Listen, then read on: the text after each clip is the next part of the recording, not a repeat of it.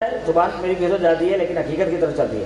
لیکن بہرحال اللہ تعالیٰ گرم فرمایا تو بہرحال حضرت ابراہیم بن آدم یہ ایسے اولیاء اللہ تھے، اللہ کے ایسے پکے دوست تھے کہ یہ دوست پر احسان کر کے بھی نہیں جتاتے کہ ہم نے تم پر اتنا احسان کر دیا ہے. بتائیے سفر پہ جا رہے ہیں اور جناب اس کی دوست کی دوا دارو کا بھی انتظام کیا اور پھر جناب اس کو گھوڑا بھی بیچ دیا، اس کو خوب کھانا بھی کھلایا، خوب کھلایا پلایا، مگر سب کچھ کیا. جب چلنے لگے کہ اب منزل کی طرف چلتے ہیں تو وہ کہا دوست نے کہ جی حضرت میں ذرا کچھ ٹانگوں سے چلا نہیں جاتا، کمزور زیادہ ہو گیا ہوں. جی ہڈیاں چٹک چٹک بولتی ہیں، کمزور زیادہ ہو گیا ہوں، تو اب کیا کریں؟ تو گھوڑا کدھر چلا گیا؟ اس پر بیٹھ کے چلنا تھا. آپ نے فرمایا اس سے اچھی سواری میرے پاس ہے، گھوڑے سے اچھی سواری میرے پاس ہے. انہوں نے کہا جی یہ کیسی سواری ہے؟ میں کہا تم میرے کندھوں پر آ جاؤ، یہ اچھی سواری میرے پاس ہے، تم میرے کندھوں پر آ جاؤ اور چلتے ہیں سفر پہ. کہا حضور آپ کا گھوڑا کدھر چلا گیا؟ اور یار اس کی بات چھوڑو، میرے کندھوں پر آ جاؤ. میں کہا جی گھوڑا بتائیں آپ کدھر گیا؟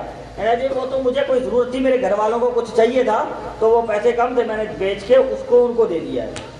ٹھیک ہے، انہیں دے دیا. اسے نہیں بتایا کہ تجھ پر خرچ کیا ہے، اسے اپنے کندھوں پر بٹھایا اور منزل کی طرف چل دیے. یہ جی دوستی دنیا میں ان کی جی، یہ جی دنیا کی دوستی ان کی. اور آخرت میں تو پھر آپ کو پتہ ہی ہے پھر سودا کیسا ہوتا ہے. ٹھیک ہے، اس لیے حضرت امام مالک رحمۃ اللہ تعالیٰ علیہ فرماتے ہیں جب ان دوستوں کی بارگاہ کے اندر بیٹھ جاؤ، ان اللہ والوں کی جن کی دوستی پکی ہے، یاری پکی ہے، آپ امام مالک رحمۃ اللہ تعالیٰ فرماتے ہیں ان کی مجلس میں بیٹھ جاؤ، ان کے جلسے میں جب بیٹھو گے تو ایسے بیٹھو جیسے نماز کی حالت میں بیٹھتے ہو، گھٹنے ٹیک کر بیٹھو اور توجہ ان کے ساتھ ان کی باتیں سنو. امام مالک فرماتے ہیں ادھر ادھر مت دیکھو اور ان کی باتیں سنو. ان کی باتیں سنو گے ہدایت پا جاؤ گے، اگر ہدایت پا جاؤ گے تو وہ ایک نعمت ہے. ہدایت پا جاؤ گے تو وہ ایک نعمت ہے. ٹھیک ہے، اسی طریقے سے دیکھتے دیکھتے بس انہوں نے فرمایا کہ میرے دل میں ان کے لیے محبت ہو گئی. یہ کبھی تہجد کے لیے جاتے ہیں، کبھی مسجد میں جاتے ہیں، سلام کے لیے وقت نہیں مل رہا، فارغ ہی نہیں ہوتے عبادت سے، کیا کریں؟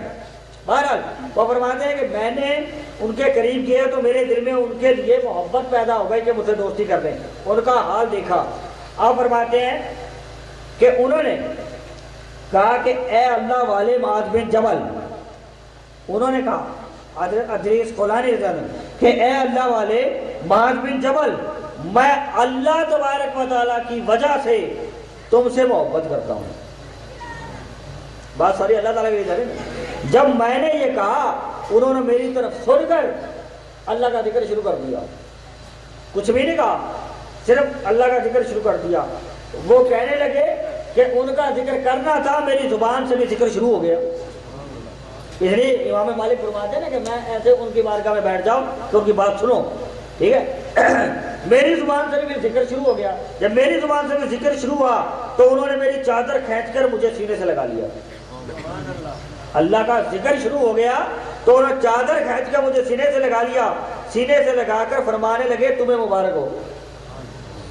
ادریس خولانی کو فرماتے ہیں معاذ بن جبل کہ اب تمہیں مبارک ہو کہ تمہیں اللہ تبارک و تعالیٰ کی وجہ سے مجھ سے محبت ہو گئی ہے، تو حضور علیہ الصلوۃ والسلام کے فرمان کی شکل میں تمہیں مبارک ہو کہ آقا علیہ الصلوۃ والسلام نے فرمایا کہ اللہ تبارک و تعالیٰ کا فرمان ہے، حدیث قدسی ہے کہ آقا علیہ الصلوۃ والسلام نے فرمایا اللہ کا فرمان ہے مجھے ان لوگوں سے محبت کرنا میں اپنے اوپر واجب کر لیتا ہوں جو میری وجہ سے میرے محبوب بندوں سے محبت کرتے ہیں.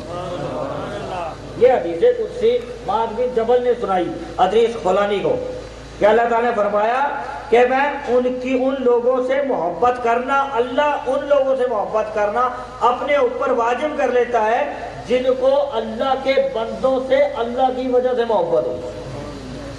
ٹھیک ہے، اس لیے اور ان سے محبت کو اپنے اوپر لازم کر لیتا ہوں جو میری محبت کے باعث کسی اللہ والے کی مجلس میں جا کے ان کا دیدار کرتے ہیں.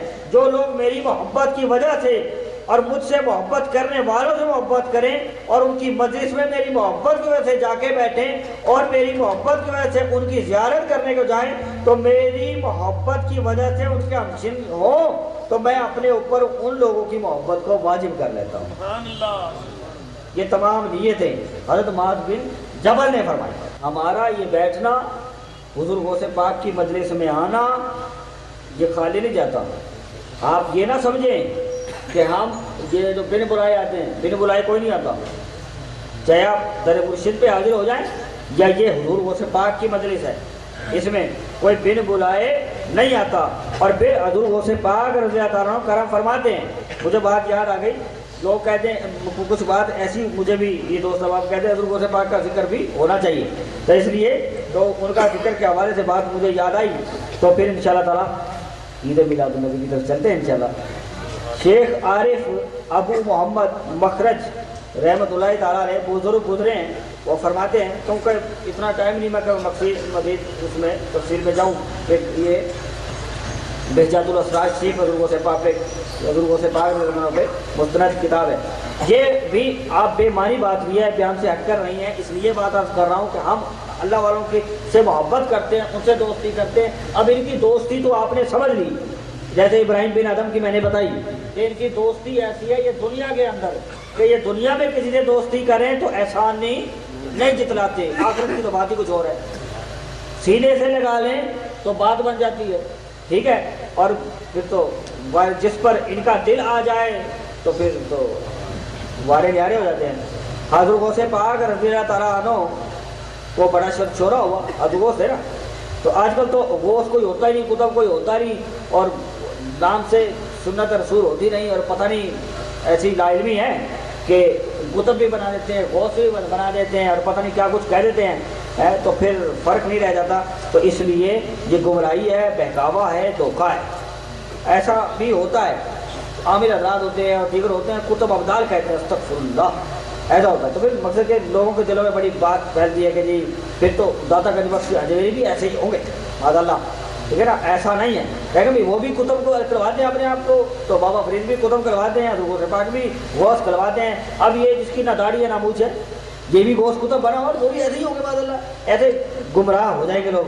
तो इसलिए आजकल ऐसा मकसद के ढूंढने से कुछ अच्छे लोग मिल सकते हैं, तो आज ढूंढा नहीं जाता, बाजार बहुत गर्म। तो इसलिए हमें नेक लोग, हकदार लोग नज़र नहीं आते जिनके साथ सच्ची दोस्ती हो जाए। सच्चे दोस्त नज़र आना बहुत कम हो गए। वह ढूंढने से, कभी तूने अपनी मंजिल को ढूंढा है, सर दर्द से ढूंढने से तो खुदा भी मिल जाता है, ठीक है ना, ढूंढने से तो खुदा भी मिल जाता है। तो लेकिन ये बहकावा है, जिनको अल्लाह ने गौस बनाया उनको ही गौस कहे, जिनको कुतुब बनाया उनको ही कुतुब कहे। तो मरासी सैयद बना होता है जी, अस्तग़फिरुल्लाह। तो ऐसा तो बहुत अजाब हो जाएगा, भारत में और अजाब हो जाता है दुनिया में, है होगा मरासी होगा सैयद, ऐसे कैसे हो सकता है? कोई सैयद आले रसूल कैसे कोई बन सकता है? होता है, मेरे पास भी ऐसे कैसे आया था, तो सैयद होता नहीं, नस्ल देखे तो सैयद निकलता ही, मैं भी सैयद अपने आप को बना। तो इसलिए ये धोखा है हज़रत गौसे पाक के साथ, दीगर बुज़ुर्गान उज़्ज़ाम के साथ, ठीक है। ऐसा जो आले रसूल जिसको अल्लाह ने बना दिया वही है, बस दूसरा नहीं हो सकता। तो बहरहाल बात किसी और तरफ चली गई, तो इसलिए हज़रत गौसे पाक ही गौस है। आप अगर किसी और को गौस बनाएंगे तो ये धोखा है, ठीक है, बहकावा है, उनके साथ धोखा है। और अल्लाह के साथ तो फिर दोस्ती इनके साथ, तो दुश्मनी भी उनके साथ। फिर अगर ऐसी दोस्ती, इनके साथ दोस्ती और फिर इनके दुश्मनों के साथ दोस्ती कर ली और इनके साथ ना की, तो फिर अल्लाह ताला फरमाता है मैं ऐलान जंग करता हूँ, फिर मसला खराब हो जाएगा। बहरहाल अल्लाह ताला करम फरमाए, तो हमें सच्चों के साथ ही सच्ची दोस्ती अता फरमाए। तो इसलिए इनकी मजलिस में बैठ जाते हैं तो फिर बात बन जाती है। हज़रत गौसे पाक रज़ी अल्लाह ताला अन्हु का भी बड़ा शोरा हुआ कि जी गौस कुतुब है अपने वक्त के, और बड़े उलमा और बड़े बड़े मुफ्ती, शेखुल हदीस, फुक़हा कराम बगदाद शरीफ के, अल्लाह ताला ने जो इल्म अपने बंदों को अता किया होता है वो किसी और को नहीं मिल सकता। इनको तो मैंने कहा मौलवियों के पास इल्म होता है अधूरा, अल्लाह वालों के पास पूरा, ठीक है, ऐसे बात चलती है।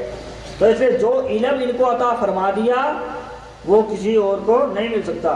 तो इसलिए बगदाद शरीफ के भी 100 उलमा आ गए, और सबसे आला और जो ज़हीन थे इस बात पर इत्तफाक किया 100 मुख्तलिफ उलूम से, 100 मुख्तलिफ मौज़ूआत पर, 100 मुख्तलिफ मसलों पर हज़रत गौसे पाक से पूछेंगे। हर फिकी अपना अपना, हर उलमा अपना अपना, مسئلہ پیش کرے گا تاکہ حضور غوث پاک رضی اللہ تعالیٰ عنہ اس کا جواب نہ دے سکے۔